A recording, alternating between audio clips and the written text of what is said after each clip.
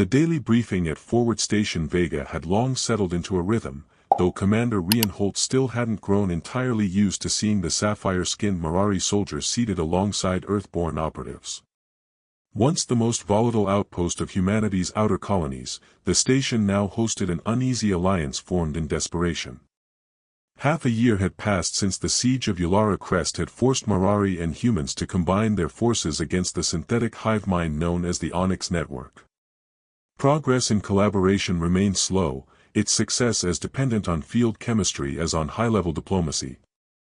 This morning's assignment came from General Thorne himself, flickering into view through a hollow projection and pointing out the contested plains east of their location. Commander Holt, you'll be partnered with Sentinel Liara for a sweep of sectors Delta 4 through Delta 9, the general intoned. Primary objectives remain surveillance and civilian contact assessment.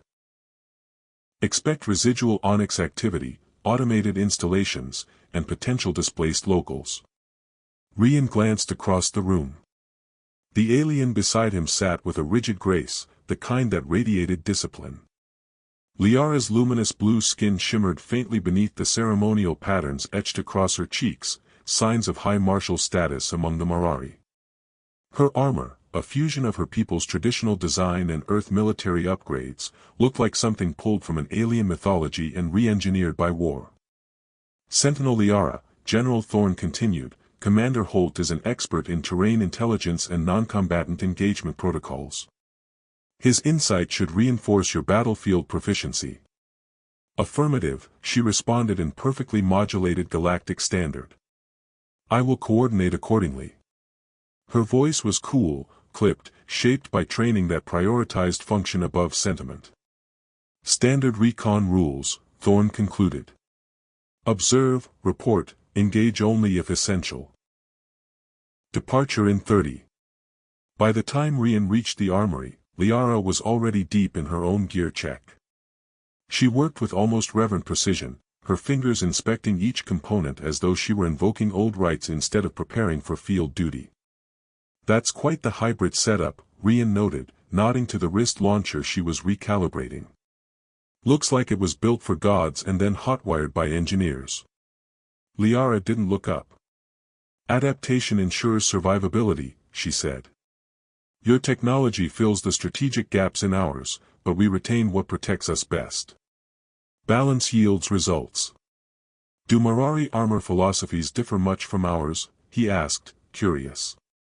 We prioritize resilience and augmentation of natural ability, she said. Your designs emphasize data flow and integration. Together, they accomplish more than either could alone. He smiled. That's a diplomatic way to say you've gotten used to our clunky tech. She paused, blinking once. Diplomatic accuracy aids cohesion, she replied, the closest thing he'd heard to a joke from her. Her inflection remained unreadable. Their transport, a rugged crawler fused with Mirari's shielding systems, lurched across scorched terrain. They moved through landscapes half-healed by time and effort. Craters yawned beside wild flora already regrowing, a bizarre contrast of devastation and recovery. Abandoned modular shelters marked where communities had either fled or been assimilated by the Onyx Mind Collective. The speed of regrowth's impressive, Rian noted, watching a burst of bioluminescent moss creep up an old turret base. Mirari doctrine demands ecological continuity, Liara said, her voice softer when discussing something beyond war. A dead planet serves no long-term purpose. And your weapon systems? Engineered to neutralize threats without lasting environmental damage. Efficiency, not destruction. The sensors pinged. Ahead lay shimmering black geometries, constructs with no obvious utility save to mark Onyx presence.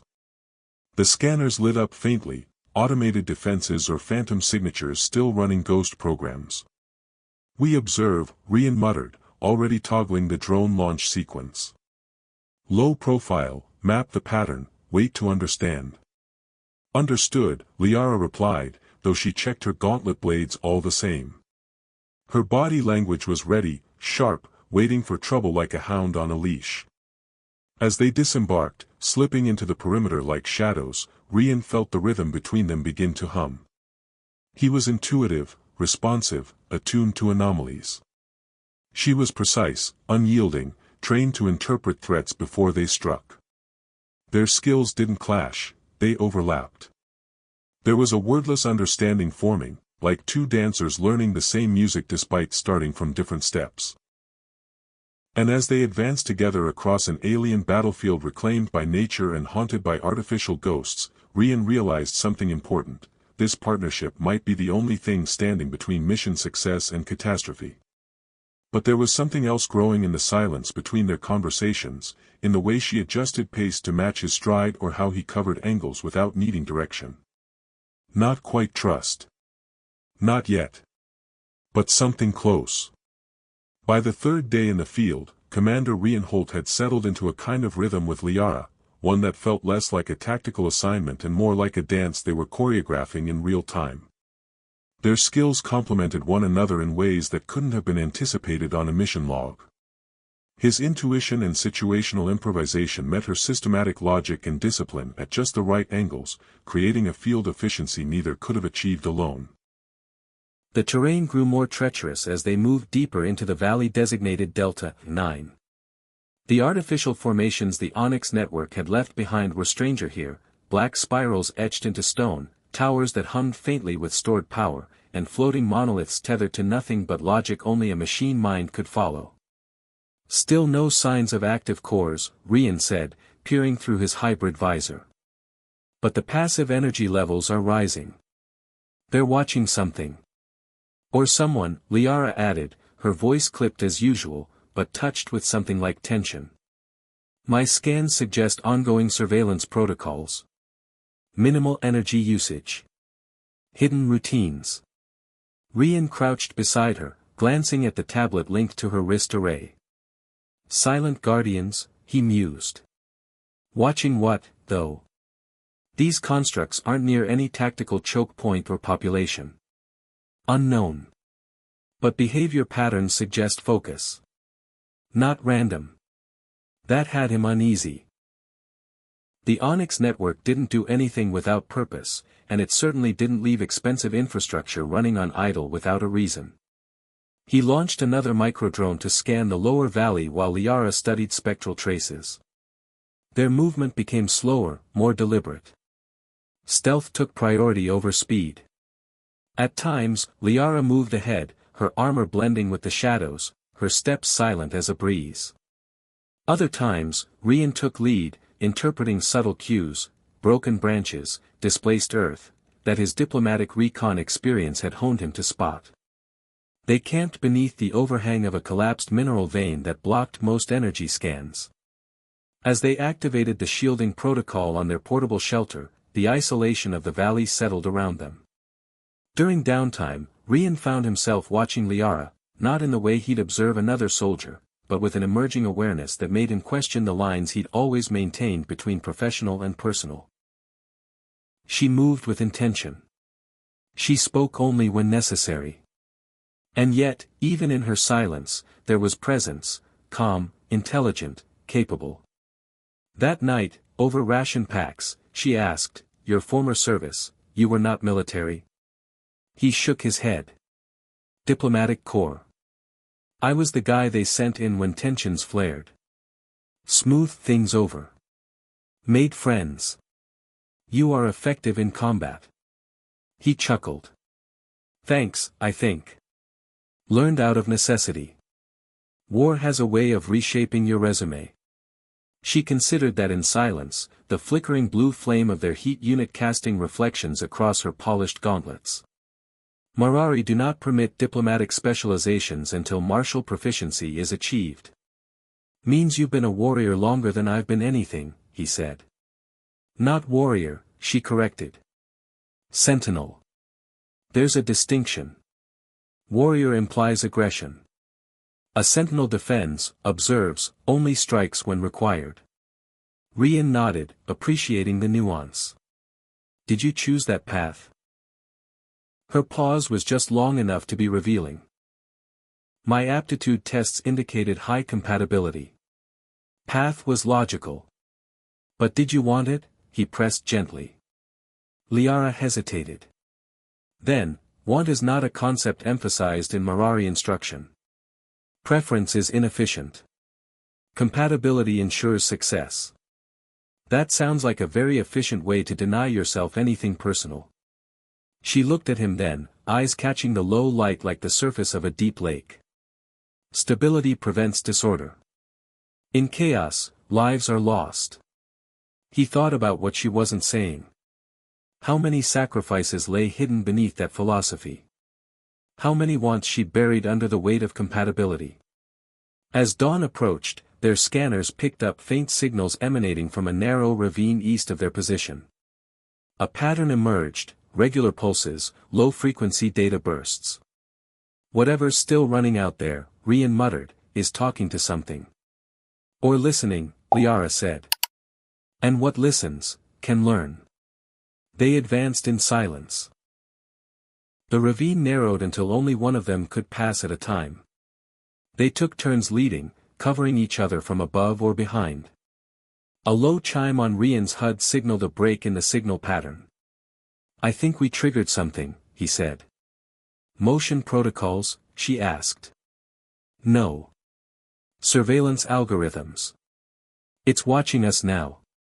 That was when the first automated sentry emerged from the shadows, barely visible, a shimmer of blades and sensors. It didn't attack. Just hovered, scanning. Rian raised a hand. Hold position. Liara didn't move, but her gauntlet crackled, ready to activate its plasma blades. The drone scanned them both. Then retreated into the rock face, vanishing as though it had never been there. That was a message, Rian whispered. A test, Liara replied. It let us pass. They didn't speak again until they reached high ground that night. The field beneath them glowed faintly with the pulsing light of machine constructs, humming like ancient circuits. Back at camp, Rian passed her a ration packet without speaking. She took it, nodding once. After several moments, she said, your strategies are improvisational. Adaptive. Unlike anything I trained with. You're saying I'm chaotic, he smirked. She tilted her head. Chaos can be effective. That was as close to a compliment as he'd ever get from her, and it made something flicker in his chest. They didn't touch. They didn't speak about what was clearly growing between them. But they sat closer that night, shoulder to shoulder, staring into the valley of machine ghosts together. Something had changed. And they both knew it. The ambush came without warning. A sudden crackle of electromagnetic energy tore through the ridge above them, disrupting every communication channel and frying half their equipment in an instant. The sky turned an eerie static gray as a coordinated network of Onyx hunter drones emerged from the fractured cliffs, their silent wings slicing the air like scalpel blades. Rian barely had time to shout before Liara's gauntlet flared, unleashing an arcing shield of blue plasma that deflected the first volley. The rest of the attack didn't come, not immediately. The drones scattered, circling, watching.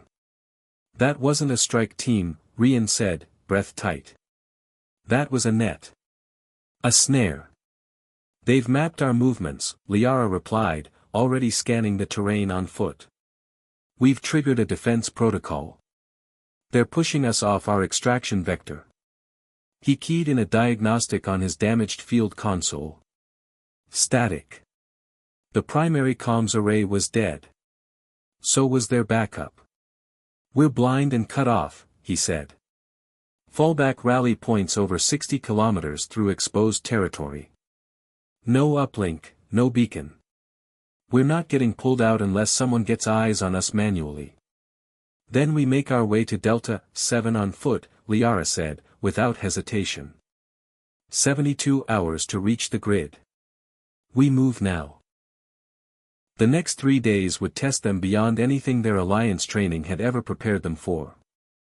The route they chose was brutal, winding through abandoned Onyx resource pits, fractured plateaus, and the skeletal remains of once bustling refugee outposts. At night, Onyx patrols drifted through the canyons like predators. During the day, they had to shelter in rocky crevices or under camouflage foil. Sleep became a rare commodity. Communication was reduced to whispers, hand signs, and instinct. Rian wasn't used to being this vulnerable. His usual edge, data, visibility, options, was gone. He had to trust Liara's senses, her judgment, and her preternatural ability to move unseen even in hostile terrain. One night, crawling through a ravine so narrow it forced them into physical contact, Liara stopped. "You're slower in darkness," she observed quietly. "Human eyes," he muttered. "Not designed for this. My HUD's fried. I can barely see 10 feet. A pause. Then. Physical guidance would improve efficiency. She reached back and took his hand. It wasn't a soldier's grip. Not tactical. Not cautious. It was steady, warm, careful. And even through the fatigue, the tension, and the raw adrenaline, Rian felt something shift. "You okay with this?" he asked. "Efficiency requires adaptation," she replied, but her voice was lower, almost uncertain. "Discomfort is secondary to survival." Still, her hand didn't feel uncomfortable. It felt necessary. For the next several hours, they moved like one body. She led, he followed. Her footfalls told him what kind of step to take, her pressure warned him when to stop. The air between them, though quiet, buzzed with unspoken understanding. And something else. Something neither of them was trained to name. During one of their brief breaks, concealed in a pocket beneath the canyon wall, Rian caught her watching him. Not scanning, not evaluating. Just watching. "Something on your mind?" he asked. She turned her gaze away, back to the shadows. "I am assessing emotional response. To you." He blinked. "Okay, that's honest." Marari doctrine instructs suppression of feelings that compromise tactical clarity. But experience suggests such feelings may enhance certain outcomes. "Like keeping each other alive," he said. Her silence was answer enough. Later that night, as they huddled under an overhang while a drone swept overhead, Rian whispered, "You afraid?" Liara was quiet for a long time before answering. "Fear is not standard. But concern, yes. That's human, you know," he said. "Fear keeps us sharp. Tells us something matters." She glanced at him. "And affection? What does it indicate?" He felt his breath catch. That someone might matter too much. That admission hovered in the space between them. Dangerous. Reckless. True. A few hours later, they stumbled into an abandoned Onyx facility, partially powered, partially gutted. It offered temporary shelter, but more importantly, answers. Inside, they found the origin of the surveillance pulses. An ancient relay core, still alive, still whispering to distant units across the region. Liara's fingers danced over the console. "They've been tracking not military movements," she said, frowning. "They're observing energy fluctuations in subcrustal layers." "Seismic data?" Rian asked. "No. Not natural. Artificial frequency signatures, Marari biosignatures, human bioelectricity. They're learning about us. Behavioral profiling." She nodded. "They're building predictive patterns. Watching how we move. How we survive. We've been field testing their next algorithm this whole time," he muttered. "Great." A tremor shuddered through the facility. Not a quake, more like a system reboot from something deeper. "Time to move," Liara said. They packed up in silence, but the air between them wasn't the same. There was more than tension now. There was proximity. Unspoken awareness. That night, in a shallow depression beneath a collapsed satellite dish, they both pretended to sleep. But neither did. Finally, Rian spoke. "You don't have to keep this up. Liara didn't answer immediately. Then, keep what up? The whole, nothing affects me thing. You've protected me. Held my hand through pitch-black hell. You've gone far beyond protocol. I notice. Protocol adapts to circumstance. He smiled. You could just say you care. I am not trained to say such things. I'm not asking for poetry. Silence again. Then, softly, I care. He looked at her, and for once, she didn't look away. We'll talk about what this is later, he said. Yes, she whispered. But both of them knew the later they promised might never come. Still, the truth had been spoken. And even if it didn't save them, it made them human again. Even her. By the time they reached the outer edge of the Delta 7 rally zone, both Rian and Liara were running on reserves they hadn't known they had. Their boots were worn, armor scraped and dulled, packs light from ration depletion. But the moment they crested the final ridge and saw the faint glimmer of the emergency beacon, activated by search drones scanning for survivors, neither said a word. The extraction shuttle arrived 3 hours later, its descent marked by the heavy thrum of VTOL engines and the sharp flare of floodlights cutting across the dusk sky. They didn't celebrate. They didn't embrace. They just stood side by side, quiet, battered, still breathing. 3 days later, the debriefing was complete. Their report, detailing not just their findings on Onyx surveillance patterns but the predictive analysis buried within enemy code, was already influencing mission protocols across the sector. Tech teams were working around the clock to crack the relay's full contents. They had saved lives. Altered the war. Become a textbook case of effective mixed-species cooperation. And yet, none of that was what occupied Rian's thoughts as he stood on the edge of Forward Station Vega's perimeter wall, staring out at the burned horizon. Behind him, Liara approached, silent as always. She stood beside him, saying nothing for a long time. Our intelligence yielded high-priority adjustments to sector engagement policies, she said finally. Your contribution was critical. He didn't answer at first. Then, we make a good team. Her hands were clasped behind her back, posture perfect, eyes on the horizon. Functionally compatible, she replied, voice even. But the stiffness in her shoulders betrayed her. What happened out there wasn't just function, Rian said. It wasn't just tactics. We trusted each other. We relied on each other. We felt things. That was context-dependent behavior, she said quickly, but even she didn't sound convinced. Come on, Liara, he said, turning toward her. Are you really going to pretend none of that mattered? That none of it was real? She looked at him, her expression neutral, but her gaze lingered longer than protocol demanded.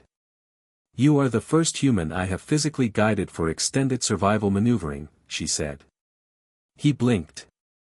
That's a very Marari way of saying, I care. She almost smiled. I do not know what happens next, she admitted. Marari doctrine advises against personal entanglements with operational partners. But we're not just operational anymore, are we? That silenced her. Then, softly, what do you propose? I don't know, Rian said. But I'd like to find out. And I'd like you to find out with me. No mission. No war. Just, us.